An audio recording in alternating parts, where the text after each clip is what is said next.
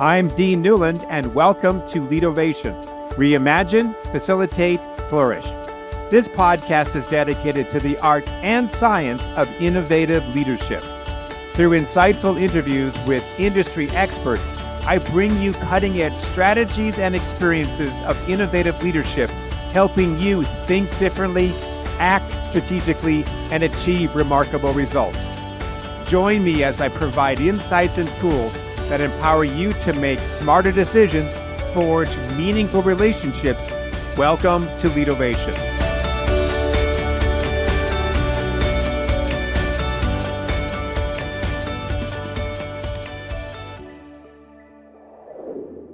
It's funny, anybody that you meet and spend time with and get past the perfunctory, hey, how are you doing? What are you doing?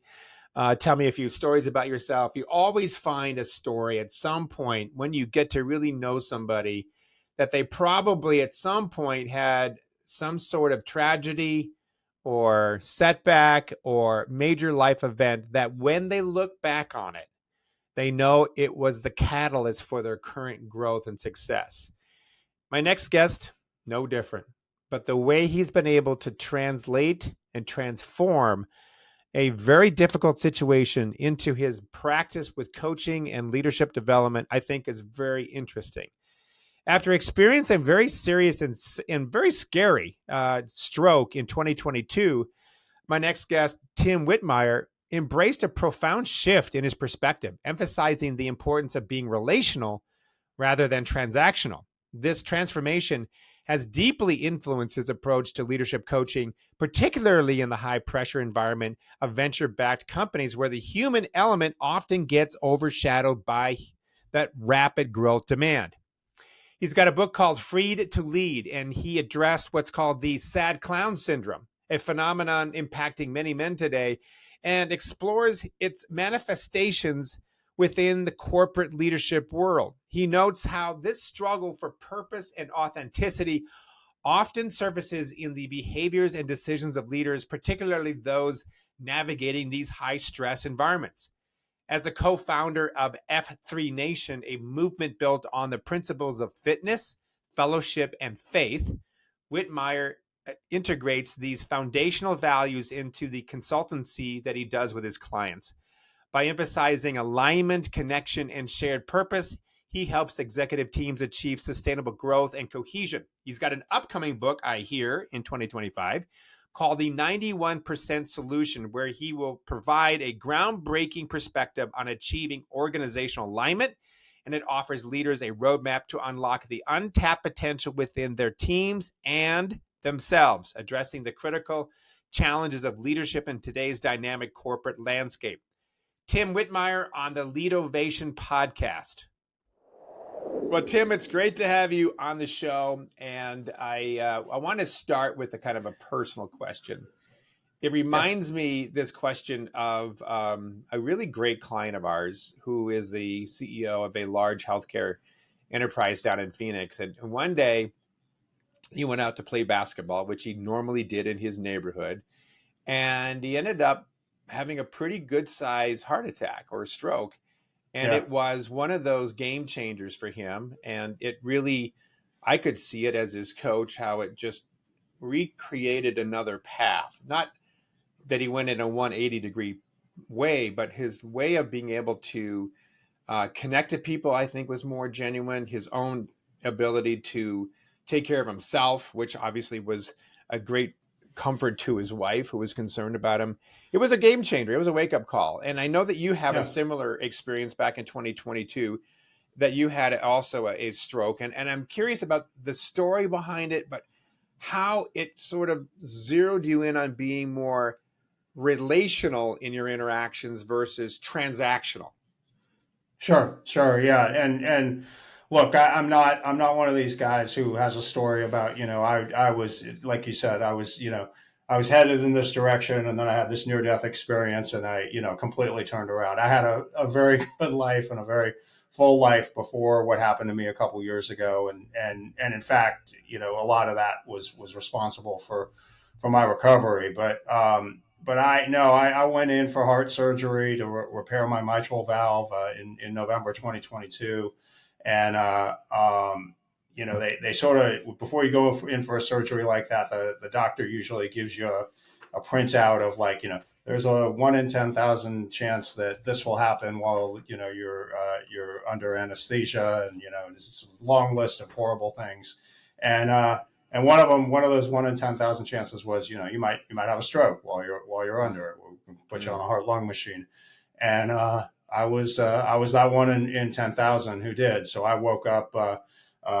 Basically, I woke up later that afternoon in the recovery room because they brought me out of sedation because they saw I was struggling, and I have memories of them transporting me to the MRI tube and trying to figure out what was going on. I couldn't move my upper body, and they put me back under, and I woke up really for good 3 days later, and did not have any use of my upper body and very limited of my lower body. So this was a serious situation. My wife was extremely concerned, and I had the great fortune that I was in very good physical shape. What I'm maybe best known for in my life is I co-founded a network of free workout groups for men called F3 that we started in Charlotte, North Carolina in 2011 with a close friend of mine, and that has grown all over the country to all 50 states and several foreign countries, and so that was something that physical fitness had been really a part of my life. I'd run a number of marathons and done a lot of endurance training and was in very good shape, and so certainly that helped me in my recovery.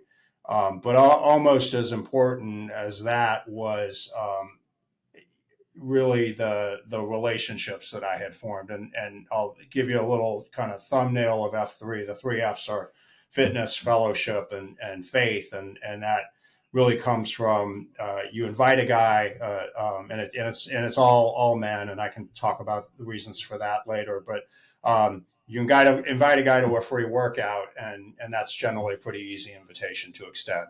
Most guys are somewhat concerned with their physical fitness, and so that's an easy thing to do. So we used to call the first F, the fitness piece, the magnet, and then once you get them in and get them into the group, and acclimate them and give them a nickname and do all the other kind of tribal stuff we do, that second F kicks in, and that's really that fellowship piece, and that's guys forming bonds with other guys. I don't know if you were an athlete yourself, but I certainly had an athletic background, at least in college.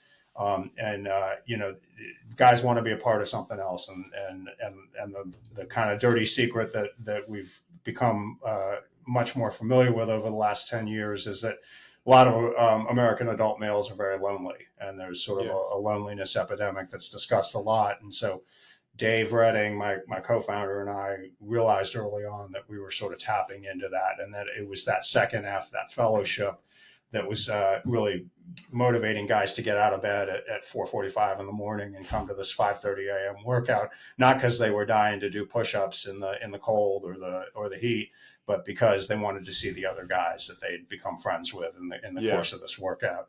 And then the third F piece of it is not, we call it faith, but it's not any particular religious faith. It's just simply a belief in something larger than yourself, right? You're not just living for yourself or your immediate survival, but you're trying to do something larger. And that was what kind of kicked in. So the first F was the magnet. The second F is the glue. That's what keeps guys coming back. And the third F was, call it the dynamite. That's, guys, once they're fit and friended, they want to go out and do great things in the world. That's great.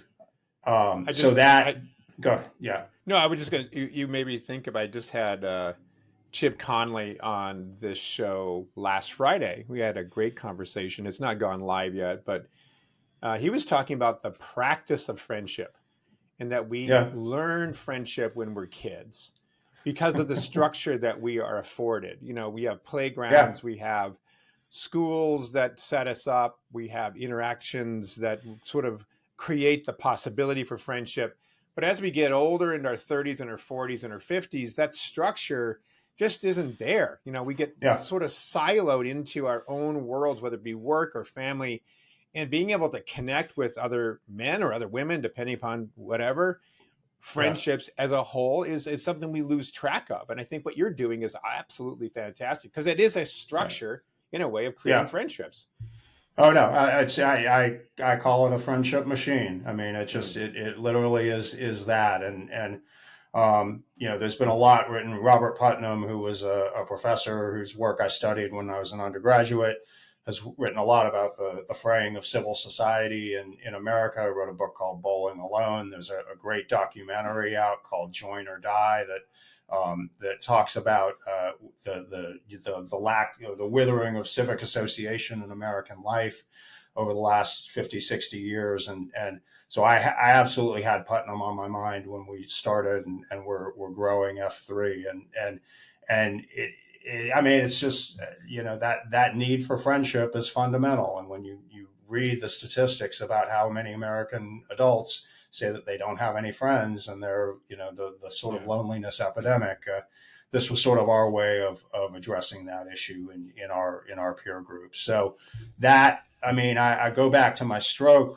for a second here, and just like that, it was funny. My wife was, I had a consulting practice at the time, and my wife was very concerned about the fact that I had had a stroke, and she really didn't want word getting out to my clients, for one thing, because she was worried they would think that I was brain dead or something like that, or would have lost cognitive function, and didn't want, and it's sort of an understandable thing. And she also she wanted to kind of keep it quiet within the F3 folks, because the F3 guys tend to be pretty enthusiastic. And she had this vision of guys coming with, we plant a shovel flag, which is just a shovel with an American flag attached to it, at the site of every workout. And she had this sort of vision of a armada of guys bearing shovel flags, gathered in the hospital courtroom for save Tim workout or something like that.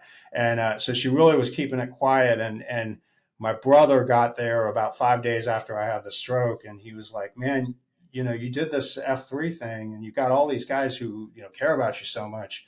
We got to get that activated. You got to let these guys help you. You need their help now." And so we started reaching out, carefully and tactfully and so forth, to a couple of guys, and word sort of spread about what had happened, and what I ended up with. I ended up spending a month in a rehab hospital and doing kind of 4 to 5 hours of physical therapy, occupational therapy, speech therapy, which was not, it was more sort of cognitive stuff, because my speaking was fine, but I did not do a single PT workout where I didn't have another F3 guy there to do it Mm. with me Mm. when I was in the hospital. And those guys really, really rallied around me. And I had an F3 flag hanging in my hospital room, and I had nurses who were like, "What's F3?" And I'm like, "Well, that's all the Wow. guys you see coming here to visit every day," because they were like, "We've never seen anybody with as many friends as you have." That's So remarkable.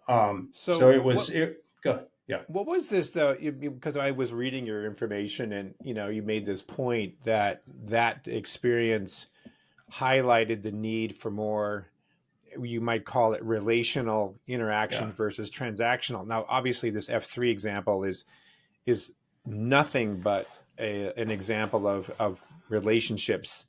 But were Sure. you more transactional before then? And did No, no. this I sort of, mean, I mean, what do you? What's no, the? not particularly. I mean, it Okay. just more for my clients. It really, for me, really reframed it around. I'd sort of learned that lesson already in my life, Mm. through my dealings in business, and some of the ways I'd been kicked around in some jobs, and frankly failed at some jobs as well. Where, I mean, I was too transactional in my approach, and Yeah. I'd had some guys who'd shown me some tough love a few years earlier, and I'd sort of gotten that lesson. But it really, for me, in my consulting practice, I had to go back and really go back to some of my clients and really, reframe it for them in that way of like, look, it's business. That's fine. That's great. But you've got to build these,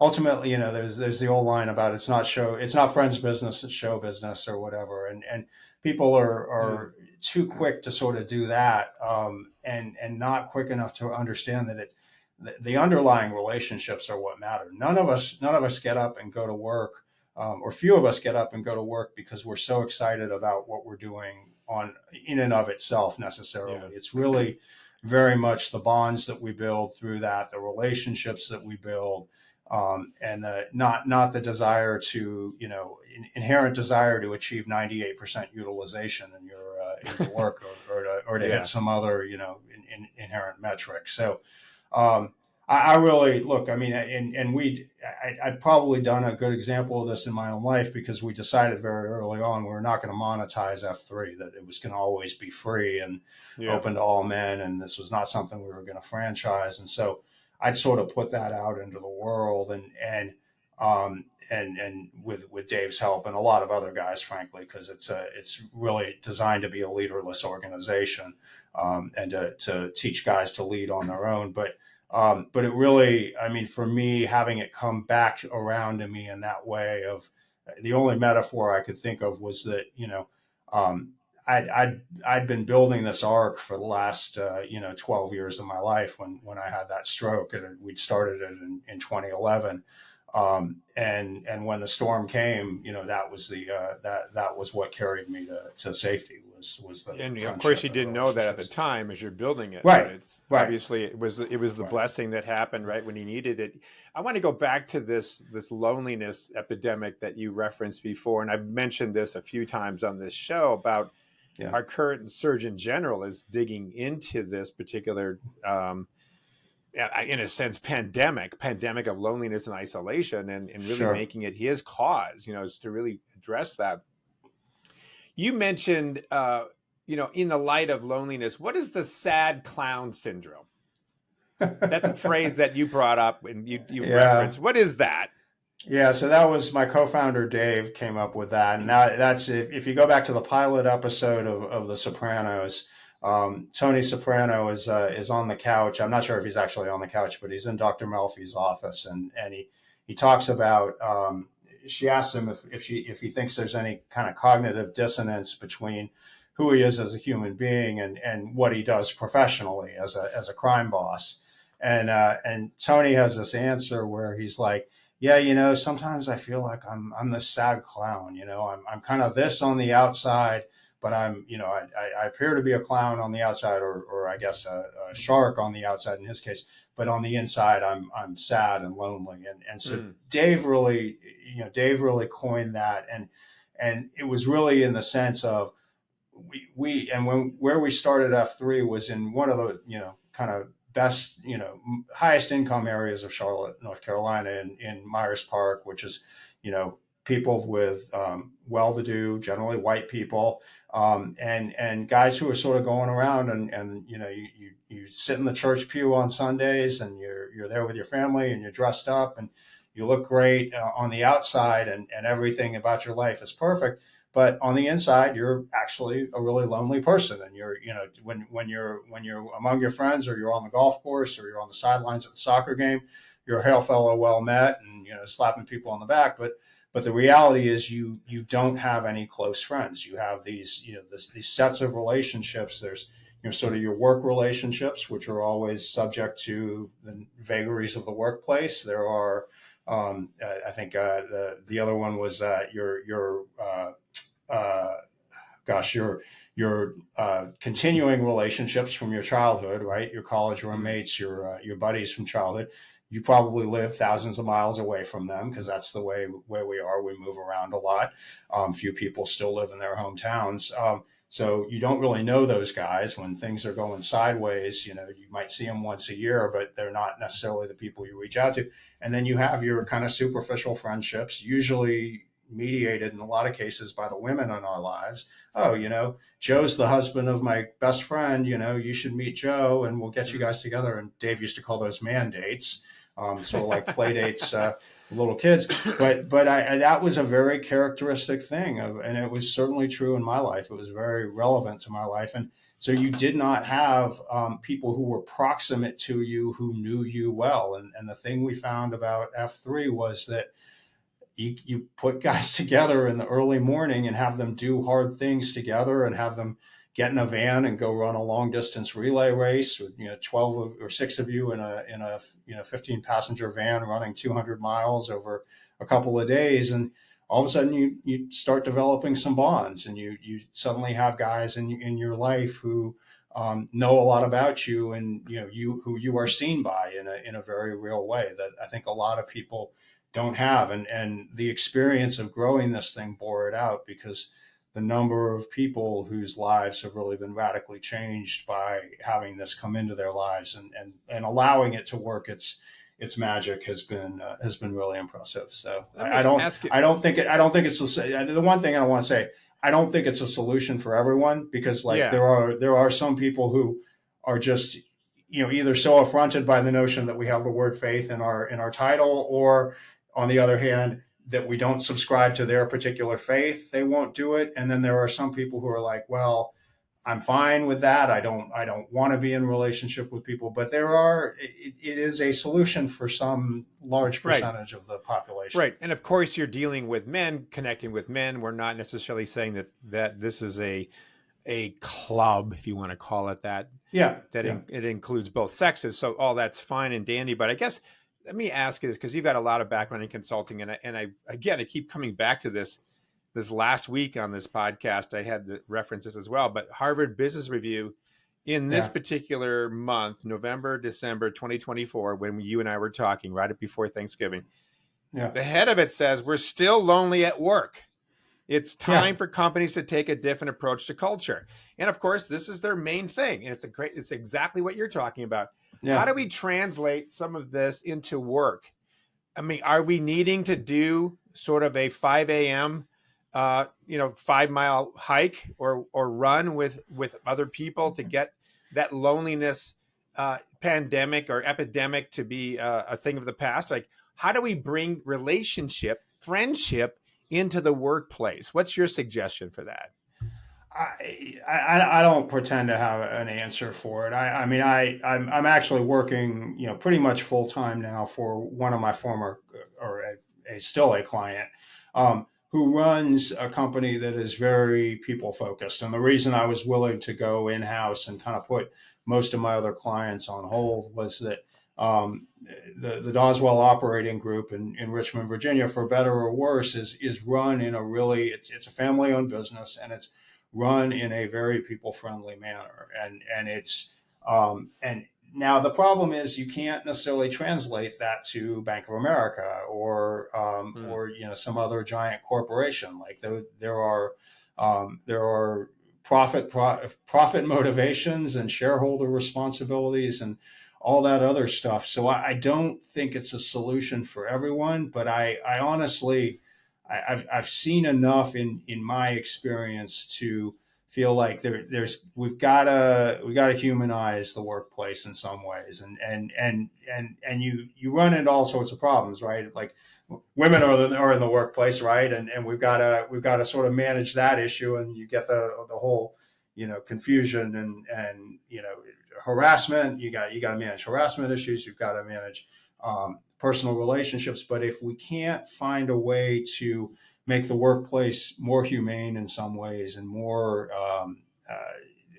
forgiving in its expectations, then I think we're doing something wrong, and I think that's what you're sort of pointing toward with the Harvard study and Yeah. with some of the other work that's been done. Well, Um, I think there's I forgot that there was a company that we ran into that did a study that had to do with your own sense of wellness, an individual sense of wellness. And they were able to track the results of that higher level of wellness by industry. And of course, the intuition side says, well, of course, the higher the wellness of a person, the more productive they're going to be. And we yeah, kind of know that in our hearts and our guts, yeah, but this is something that kind of proved that. And yet, when we think about getting, teams together to do, events, it's so much still on the paradigm of, well, this has got to be productive. We have to see an ROI. We have to be able to make sure, sure that we're producing something from this. Maybe it's a new strategy, a tactic, or something. And I think that we've lost sight. We still have lost sight, even after all the years that I've been involved in this. Is that just having time, that you allow time for people to develop relationships, Yeah. whether it be an after hours mixer, or whether you take an extra 15 minutes in a meeting, or you go do something social. I keep trying to get my clients to, after the end of a facilitation, let's go out and, have a beer. Why? Because we're developing relationships, right? Because Yeah. Yeah. relationships are so important. And to your point about loneliness and the sad clown syndrome and all of that, I think no matter what, I think we need to put more emphasis on that, because we're going to keep people longer. They're going to be more productive, be better leaders, and probably our healthcare is probably going to be affected by it long term, because it shows up in our bodies as well. Yeah. No, I absolutely. And that piece of it is just is so, and I think there's something about that, of like, when you know people at a deeper level than purely what you see from them on a day-to-day basis, and you have an understanding of who they are and what their story is and where they're coming from. I feel like a lot of times in business, you have people who are round pegs and square holes, or vice versa, if you want to use the metaphor.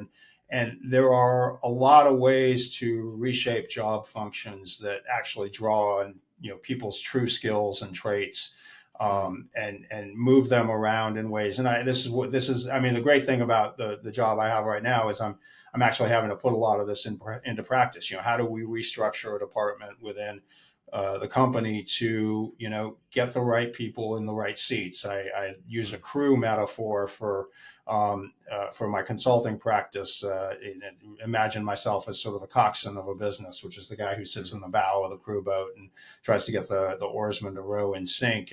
And so that having to put that into practice and try to put the right people in the right seats in the boat is challenging, and it's a people thing. It's how do I maximize your skills and minimize your weaknesses or your challenges, I guess, whatever, however we want to call them. So I'm sure you've seen, is it Netflix, the movie, is it called 9 Men in a Boat or 8 Men in a Boat? Boys in the Boat. Boys in the boat. Boat, about the Seattle crew that the University of Washington crew. Yeah.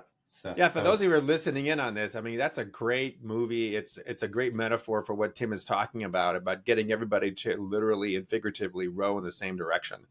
And it's a great story. I really recommend that. I guess I want to ask about something else here. You've in some of the literature that I was finding about you, you mentioned your book. I think it's called The 91% Solution. Correct? Yeah, it's very much it's in progress. It's in progress. Or it's in progress. It's not yet on the shelves yet. Yeah. Okay. I've heard you say the same thing. So you're working on it's in progress. Too, next year we'll have it written. But what about your book, this 91% Solution? What's the main theme of that you think that some of the listeners could benefit from? This really comes from my frustration with the 110% culture that you see out there, and it's some of this stuff just drives me nuts. I was listening to one podcast, and it was a guy with the 800% solution, and I'm like, God. There is in any real world. I mean, you can grow 800%. That's possible. It may not be desirable, but you can certainly grow at more than 100% rate. But the reality is none of us have more than 100% to give. And even the very common, I want you to give 110% is just BS, right? Yeah. I mean, I was guilty of it myself. I use the crew metaphor, and there's a thing in rowing where the coxswain calls for a power 10. And I used to have a slide in my deck that would describe this. And it's basically, the oarsmen are all, giving 100% effort. And when you call for a power 10, they're supposed to give 110%. Well, no, they're not giving 110%. They're more like, and the reality of even in a sprint crew race, which is usually 6 to 8 minutes long, you start out and you're rowing at, 85, 90, 91% effort. And yes, for that power 10, I'm going to ask you to give 100% effort for that. But the reality is none of us can redline it like that for, but so long. Right. And there, there, there's an athletic metaphor in it, right? You cannot run an all out sprint for more than, in my case, more than about 100 yards. But before lactic acid builds up and so forth, and you cannot operate your life at 100% efficiency. And so the 91% thing for me was my oldest son Alex, who is a very wise kid. My wife and I used to joke about this, that our daughter, who is a super high achiever and was a national level swimmer, could not leave well enough alone in high school. And if there was an extra point or two on the table in one of her classes, extra credit, this or that, she would stay up all night, despite the fact that she was, practicing, in swim practice, 2 or 3 hours a day. She would, stay up very late to try to get those extra points and whatever. And Alex was, if he was really invested in a class, and he was kind of a history and a political science guy, he would make that effort. But otherwise, in his high school and the program he was in, once you had that 91%, that was an A. And getting the difference between 98% in a class and 91% was still 4 points, no matter what it was. And so he kind of figured that out. And so we used to joke about, like, most of, the bulk of his classes, he was perfectly happy to kind of get that 91% and just sit there and do the effort and the stuff he really cared about. But there's some wisdom in that, right? It really is. So he's right on.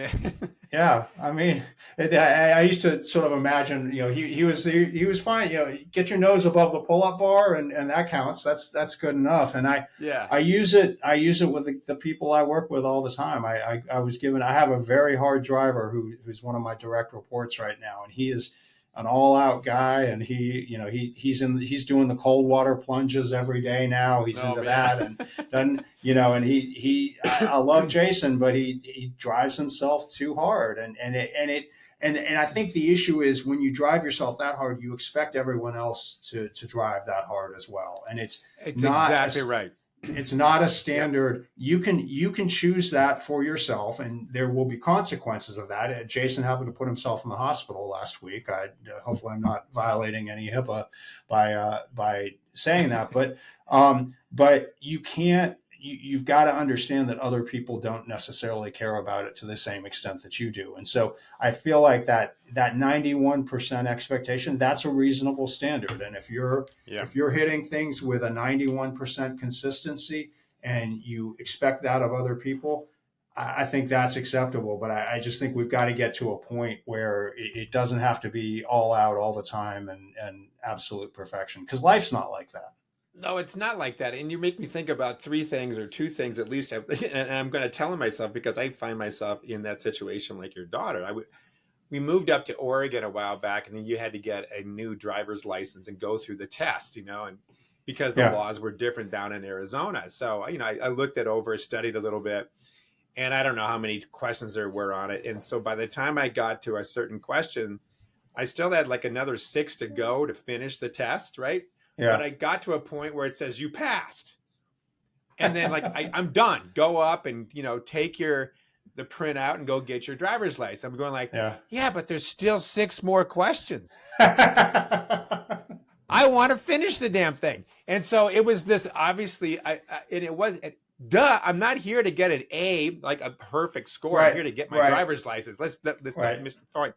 But the other thing you're making me think about is, there are leaders, and I'm sure you've run into this too, and I run into this all the time, that are so hard driver that they don't realize that others are watching them, to your point. And I have this sort of general idea that most leaders are only aware of about 30% of the influence they have on other people. The other 70% is some sort of, blind spot, just because we can't know what we don't know, right? Yeah. And I remember being in a facilitation with a group of executives once, and I said, you guys you're knocking it out of the park, you're doing really well. But we began to coach the level underneath them. And I said, here's the word on the street. You guys are rock stars, but you're unicorns, and nobody feels like they can take over your job because you spend so much time in it. And therefore, you're not creating this opening for people to go, hey, I want to be the next VP, because being the next VP looks like too much work. I will never be able to put in that amount of time. And 110% isn't for me. And I think when you start adding the potential that different generations that are coming into the workforce have a different Sure. relationship to work and a different relationship to the duty of work than, say, those of us who are in our 40s, 50s, and 60s. So it's a very different world relative to this 91% metaphor that you and your son came up with. I think it's very appropriate. No, and I look, the other thing about that is you think about like you're one of you, right? You're a unicorn, you're one of one, right? And you can contribute as much as you possibly can, but if you're setting an example that nobody else can live up to, and you're not pouring what you know into other people, like your value to the organization is really only as that one individual contributor, right? So I would rather have somebody who can teach five people to be 90% of what they are, or even 80% of what they are, and have five more people within my organization who are at that 85, 90% capability level than one guy who's a super rock star but is incapable of relating to other people or delegating or doing all the teaching and the pedagogical stuff that's needed to create subordinate and new leaders. So Yeah, I think it's so right. Like, there was somebody else I'm going to quote, I forget his name, but he said a lot of leaders have a hard time, especially these hard drivers, to be able to let go and delegate. He said, what would yeah, you rather have? Would you rather have one person that's coming in 100% all the time? Or would you rather have, say, 10 people that are doing 80%? Well, now yeah, all of a sudden you got 800% more productive work being right. done versus one person That's that's an doing yeah, that's an 800%. 100%.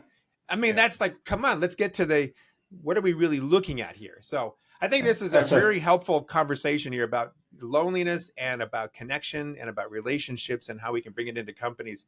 Tell people who are curious about you and want to know more about what you're about. When's the book coming out, and how can they follow your work? Are you on LinkedIn? Give us some of the background on all that.